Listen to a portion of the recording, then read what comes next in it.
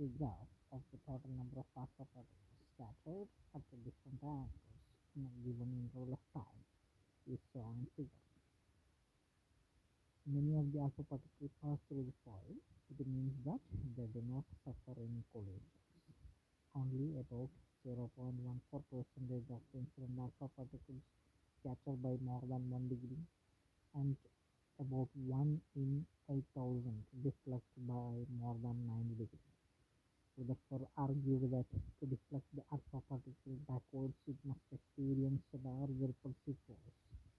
This force could be provided if the taking part of the mass of the atom and its positive charge were concentrated at its center. Then the incoming alpha particle could get very close to the positive charge without penetrating it, and such a close encounter would result in a large deflection. This agreement, supported by the hypothesis of the nuclear atom, is why Rutherford is credited with the discovery of the nucleus. In Rutherford's nuclear model of atom, the entire positive charge and most of the mass of the atom are concentrated in the nucleus, with the electrons some distance away.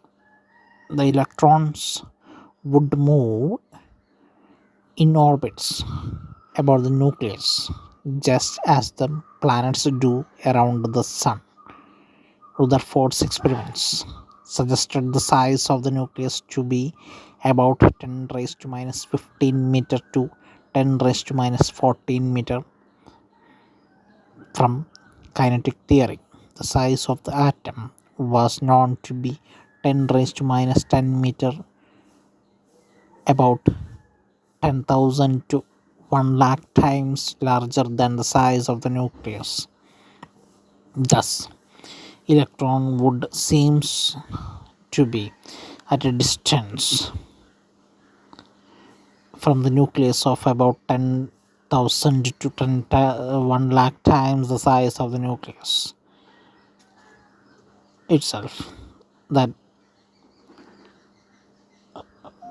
thus most of the atom is empty space, with the atom being largely empty space. It is easy to see why most of alpha particles go right through a thin metal foil. However, when alpha particle happens to come near a nucleus, the intense electric field there scatters it through a large angle.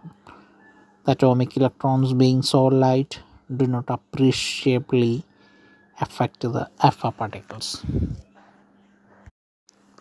The alpha scattering data shown in the figure can be analyzed by employing Rutherford's nuclear model of the atom.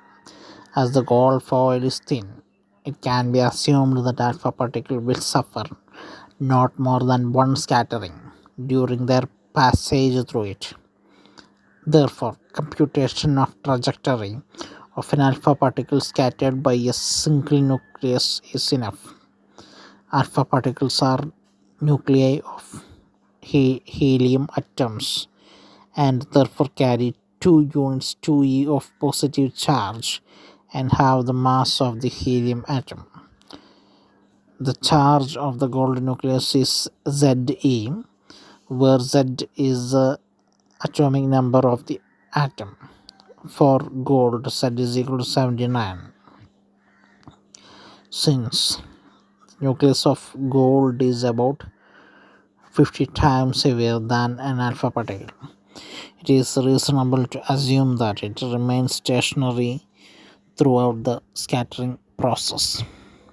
Under these assumptions, the trajectory of an alpha particle can be computed employing Newton's second law of motion and the Coulomb law of electrostatic force of repulsion between the alpha particle and positively charged nucleus.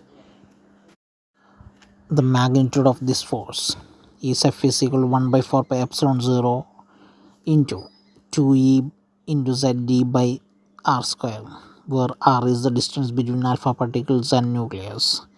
The force is directed along the line joining the alpha particle and the nucleus, and the magnitude and direction of the force on an alpha particle continuously change as it approaches the nucleus and recedes away from it. This is the complete explanation of Rutherford experiment, and it says how atoms are arranged in the space called nucleus, and how electrons are distributed around the nucleus.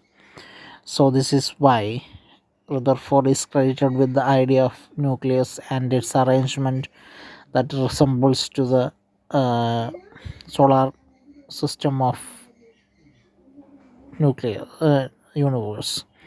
So this is just an example to show these are the experimental observations for this experiment, and the consequence, or we can say the conclusions of this experiment are resulted in the structure of atom.